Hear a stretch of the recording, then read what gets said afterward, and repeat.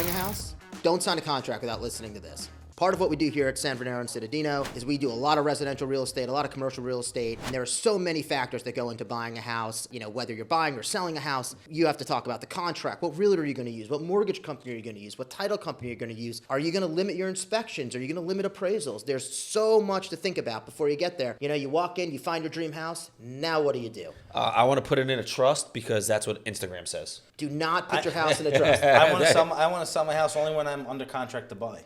I want to contingency well, that.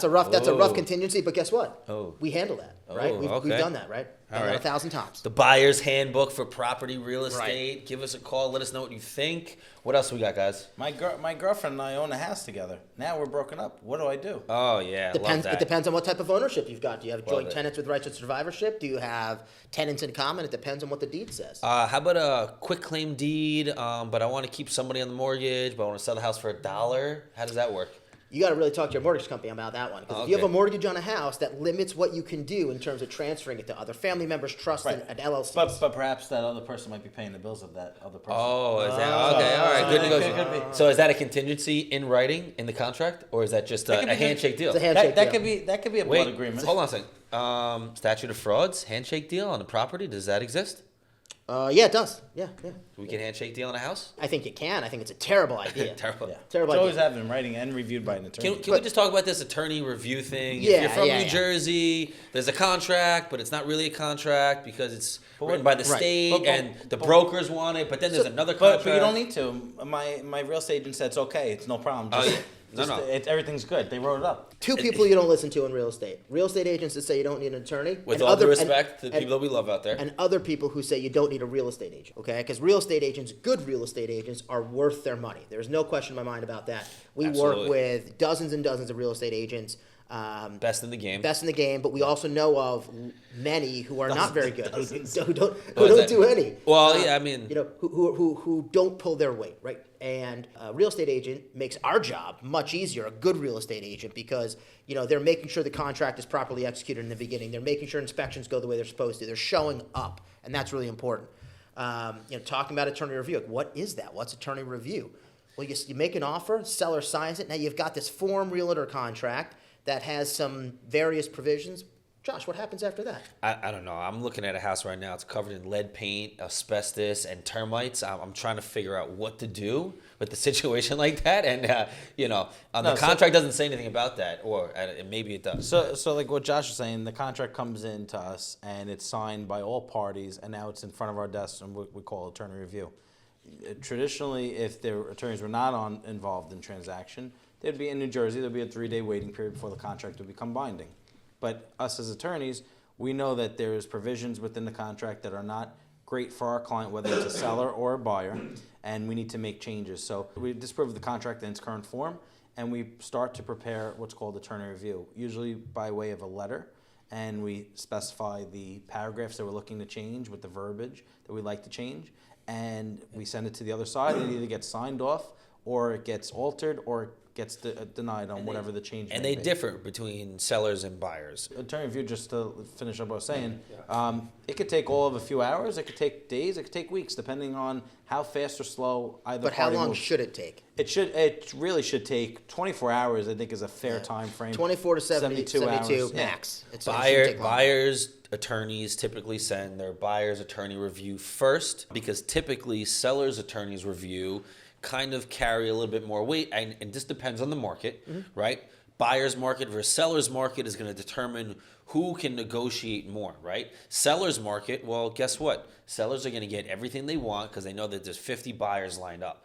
Buyer's market, I don't know if we've been a part of it during COVID at one point, kind of a buyer-seller's market mix, but buyer's market, okay, you're going to ask for more things, more changes to the contract, more benefits, more protections, maybe more contingencies or maybe less contingencies. But the reality of it is that you have to work with trained professionals that understand the trends of the market, mortgage rates, inspections, different things, different contingencies that could hurt or help you throughout the transaction. Because the last thing you want to do is do your 60 days of due diligence, and all of a sudden, the last minute, the property falls through, and now you have to have this conversation about time of the essence. You have 10 days to close, or else I'm going to sue you, which doesn't happen too often. You know, specific performance is a way in chancery court where you could force a transaction. It's costly. Right? It takes time. It's costly. It takes time. People think, oh, I could just sue you and win in court. Potentially, yes. But are you willing to then put that money at risk? Lose your mortgage rate if you have a mortgage rate that's very favorable right now. A lot of issues going on. You know, they say the Fed rate's going to drop soon. Maybe that increases sales. Maybe that gives buyers more opportunity. Right now, houses are fairly expensive of where we live. Well, people are still sitting on the sideline waiting for the day the better rates are coming. So it's been 5 years. Get off your ass and start making a move, because right now, as you see, house values have gone up. Yep. Rates have stayed higher a little bit to where maybe you're used to. In perspective. But if rates do come down, you can refinance. So, like, you know, mortgage lenders say this all the time, and we're not mortgage lenders, but you marry the house, you date the rate, right? So you figure out a way to like make that. it affordable for you. And you know what? Well said, Rich. For me, in my life, you know, I haven't been around too long, but I've been around enough in my career to see. Longer than I have. Yeah, well, that's right. Gray. Little brother. Houses continuously just go up in price. And where we live, New York, New Jersey, Florida, I've never seen It's not houses. necessarily true. But It's not necessarily true, but I've never all of a sudden seen the $1.5 million house just, you know, the rug get pulled out from underneath it and say, and now somebody can get it for $900,000. Florida, 2008, Yeah, 2006. well, So sure. Last That time was the house bubble. went down was around 2008. Yeah. Yeah, and guess what? There was a crisis. There was a mortgage crisis. But what's interesting with the market right now is where we, and it's not everywhere in New Jersey, but so Monmouth County in particular, it's I call it a hot market, right? It's a seller's like its market own still, bubble. right? It's its own bubble, but you go out to the rest of the country, and because of the high rates and the lack of inventory, you know, it's decimated, you know, the real estate market in a lot of the rest of the country. So, you know, we're in a weird bubble where we are, and not even, I mean, you go to other counties in New Jersey, right? Yeah. More west, southwest, you know, things like that, where it's not as prevalent, right? And those prices have gone down and they have reduced. We live in an affluent area, Monmouth County, New York City. We have, I don't want to say it's recession proof, because that's obviously not the case. But the people that buy and sell houses in this area, there's a lot of money in there's a lot of money around here. The house values, I mean, I know they said $500,000 is the average value, but I mean, I would beg to differ with the houses. Not for You Monmouth. know, Monmouth County, I mean, Yeah. you know, you can't find a house in communities around here for $500,000. And that's why that's insanity. And that's why and we're getting off here, but that's why the mansion tax and the new mansion tax is such a misnomer. Crazy. And what they did and the way they rolled it out and the limitations. And for those out there that don't know, the New Jersey passed a new mansion tax, which means that, you know, in their definition of mansion is you get a certain price that now the seller has to pay. If it's over $1 million, then another percentage if it's over $2 million, and then over $3 million. I think we can all generally agree that a $2 million or $3 million house is probably a mansion, right? We can all generally agree on that. Yeah. But in Monmouth County, $1 million house It could be a three-bedroom house. is not a mansion. And so, I'll get personal for a second. So I live in Middletown, right? That's where I'm at. And my house. What's your address and social? That I'm not giving. But, Okay, I mean, thanks. listen. But so I live in Middletown, and I live in a normal area of Middletown, just regular middle class Middletown.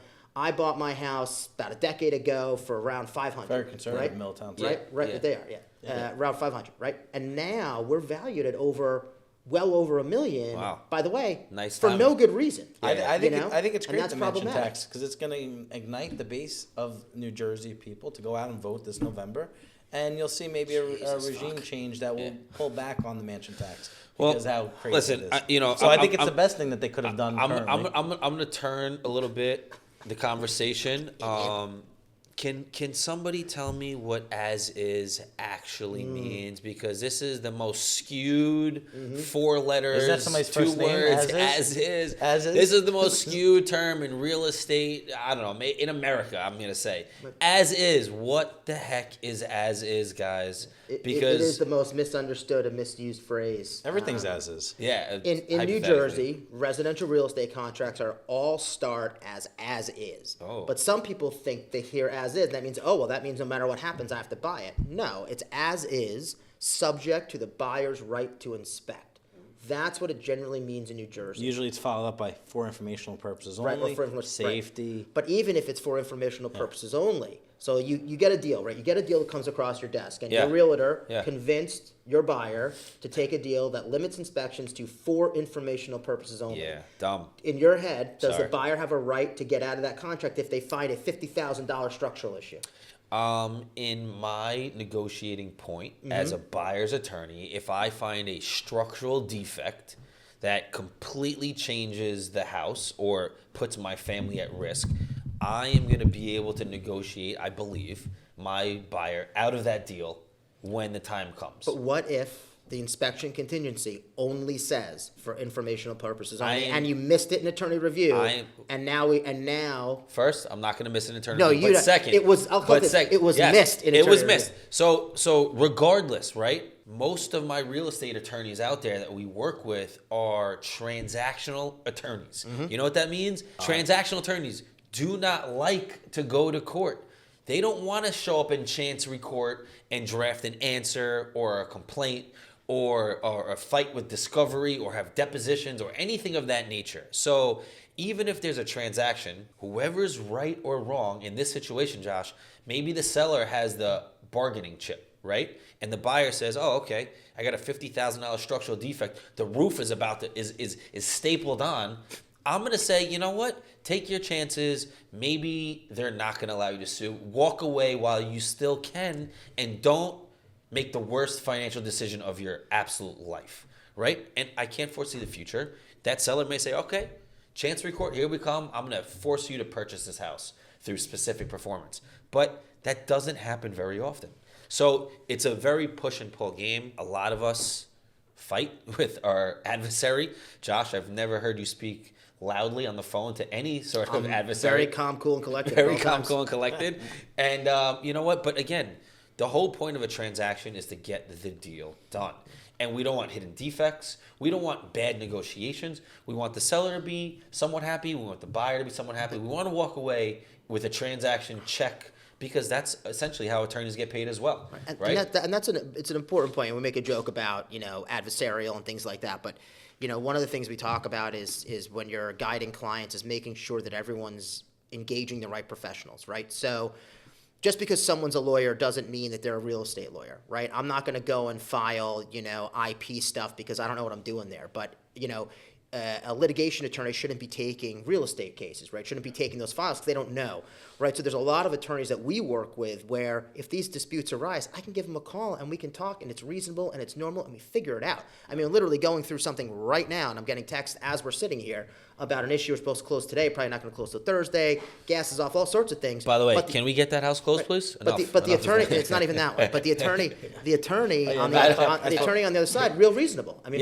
real reasonable. So it's really important about the professionals you use, because some of the other attorneys that we deal with on a regular basis, they approach it like litigation initially, and it's not supposed to be adversarial. That's not what you're supposed to do. Yeah, I love these guys. We're going to fight. I'm like, no, we're not. We're. And by the way, fortunately for our law firm is that if it does go to litigation, we just kick it down the hallway and one of our civil litigators file a complaint or defend our client, which makes it, I think it gives us the upper hand, right? When we have a civil litigation department that can back our transactional department. But in many aspects, I've had a deal where we're arguing in inspection period about X, Y, and Z issue of the house, and we actually J3 is actually what I'm talking about. Yeah. So and this attorney, his first transaction I had with him in a while, and he takes this hard-nosed position. You should do this, your client that. I said, okay, well, I'll tell you what. I'll think about it. No, let's go to court over the issue. I said, and then I get the comment back, well, I don't go to court. Yeah. Okay. Well, then yeah. your client's gonna have to find an attorney, and their side gave in. Yeah. And we closed it, and long and behold, that attorney and I are really great friends. He's an awesome person, but it took that transaction. He called you up and cursed you, or what? He goes, I'm only doing this because I don't want to go to court. I was okay. Yeah. But it was the right move, and we took the right position there. But we knew that we can go to court and do this if we have to advocate for our clients. We try not to ever be litigious. But this typically, sorry to jump in, but this typically comes up with inspection issues, with this whole as-is dispute well, I want a new carpet. Well, the carpet really is not a structural defect unless there's asbestos and mold growing on the walls, unless the roofs and structural walls are falling down. Certain mechanical issues could be an issue. But that's why you do inspections. Correct, And correct. after attorney review, you have a time frame set forth. You should absolutely get an inspection done. You should do a tank sweep if there's evidence of maybe an underground storage tank was there at some point. And negotiating escrow is a big part of it as well. Because if you could be maybe the buyer, right? And if I can make sure that my negotiation holds money in escrow while I continue some due diligence, maybe I could claw back some money or save myself some money. But what's also important too to let's move past there for a second. Paying for the house, right? I know when I was trying to buy my house during COVID, I went to see 2 or 3 showings. I walk in, they go, by the way, there's 6 offers over asking. Yeah. And Cash deal, brown bag. Waive the appraisal. All right, how many people can waive an appraisal? Number one, no, Worst real estate decision such out a there. dangerous decision to do, regardless of the price. Yep. Number two, if you don't have the money there, you are locking yourself into a breach of contract very easily. And number three, I try not to have any of my clients do, unless they say, listen, I can buy this in cash. And half of them, they lie to you too. They say, by the way, it's a cash purchase, and you come to find out that they're going to do some kind of lender. By the last way, day. not to change topics, but we're going to get back to Josh. I want to hypo with you about someone saying I'm waiving appraisal and what that actually means. But before we get there, I hear a lot of houses are starting to sell with crypto, and I don't know, have you guys done any transactions? No. Any crypto purchases of real estate? Because that's a big thing where people are sharing ownership of houses. How do you do that? Because you still have to record. Do you still have to pay the county the money for the transfer? The state, the You have to liquidate something. You'd have to liquidate something. I guess you could. It's a wild transaction. I see it out west going down. Crypto purchases and groups of people, or let's call them investors, are buying. That just smells tax evasion all over it. Well, guess what? There's different laws for cryptocurrencies. Different strokes for different folks. Yeah. All right, real quick. Sclaren, hypo, the house is $800,000. I was convinced to waive my appraisal. I got to get a mortgage, right? So what's the risk I have there? And by the way, I don't have that much money for the down payment or for the closing costs. So do you think this is a good deal or not? Right. No, it's a terrible deal. And that happened a lot during COVID. It happens less now, but I still get, out of every 10 deals I get, maybe 1 or 2 buyers are waiving appraisals in some fashion. The issue becomes, if you waive an appraisal and it doesn't appraise and you're getting a mortgage, your mortgage company, they used to back in the day, would just deny the mortgage straight up. But they don't do that anymore. So if you waive an appraisal and you don't address it or massage that language in some fashion in attorney review, then you can't use a mortgage denial or anything based on an under appraisal to get out of the contract. And if the mortgage company's just going to rework the mortgage, right, to something you can no longer afford, what Rich said before, well, you don't have enough money in the bank. Well, that's on you, and now you're stuck. So what we typically argue in those situations is, well, how much do you have? How much can you truly afford? So we try to do a high-low. So if it's $800,000, maybe you're waiving $10,000 because you've got $10,000 in the bank and you can make up the difference. Yeah, you put a cap on it. You put a cap on it in some fashion, but listen, we're not real estate agents, but real estate agents aren't lawyers either. Yeah. So, when a real estate agent says, oh, just waive the appraisal, no big deal, it's a big deal. So real quick, you waive the appraisal, right? The house purchase price is $800,000. You waive the appraisal. You enter this contract. Hope that the house is going to appraise for what the purchase price is, which means $800,000 purchase price. You hope that the bank says, okay, the house is worth $800,000. Then what they do is they loan on what the house appraised for. So out of the $800,000 house, they'll give you a mortgage for $760,000, hypothetically, right? I'm not a mortgage broker, right? So then you have to come up with that $40,000 difference, right? If the house under appraises, although the purchase price says $800,000 and the house appraised for $750,000, right? Now they give you a loan on this $750,000 appraisal price, which means they give you $720,000. Right. Now you got to come up with an $80,000 difference, which is detrimental to any buyer who doesn't have a big bag of cash, ready to go. So that's why the waiving of the appraisal could hurt people, because you're like, wait a second, I don't have $80,000. But you're waiving the appraisal if you're in a bidding war and you're trying to grab a house, but you have to be very cautious and very selective as to when you can do it. You have to make sure you have all your ducks in a row. You know your financial situation. You know if shit hits the fan, what can I do? What can I not do? Yeah, I that's mean, the problem because not many people could do that. No, and we explain it to our clients. I mean, when we put it in writing, when we get the contract in, we send an email out to the clients and say, okay, this is your inspection contingency, this is the appraisal contingency that you've agreed to, this is what it means. Like, do you have that money? And we'll give them hypotheticals. If it underappraises by a significant amount of money, can you afford it? I don't care what the agent says. Oh, I'm confident it's going to appraise. That the comps are all great. The amount of times that the comps have been great, it's still underappraised. I mean, It happens all the time. what do you think about title insurance? I think title just insurance, about to say that. Nice. Good title job. insurance is necessary. I know. What is title insurance? You don't think it's necessary? Oh no, it is. Oh, yes, I it's was necessary. gonna say. Absolutely. God. I said, what kind of advice is that? So title, and every now and again we get a client. So first of all, what's title insurance? Title insurance, title companies in New Jersey at least, they end up being escrow agents, and they're ensuring that your property is what you think it is, that it's within the boundaries that you think it is, that there are no easements, there are no clouds on title, no one else owns it from 50 years ago, there's no open mortgages, no judgments, no liens, things like that. And these things get missed all the time. It's not as if, it doesn't happen. You buy a house and you find out, well, someone's got a lien on it because they didn't, your title company or whatever didn't do your due diligence. Yeah, the old And construction guy's got a lien on the house, right? Right, 'Cause he didn't exactly. get paid And if you $50,000 use to the paint it. title company and you got title insurance, they would litigate that for you and they would defend you and hold you harmless. But every now and again we get a buyer that comes in and says, well, I don't want to pay it. And it's a statutory percent. Title companies aren't making, it's not like one title company is going to charge you X and one's going to charge you X times 100. It's all statutory. The only fees they can sort of muck with a little bit are like wire fees and overnight fees, stuff like that, but nothing that's going to amount to anything.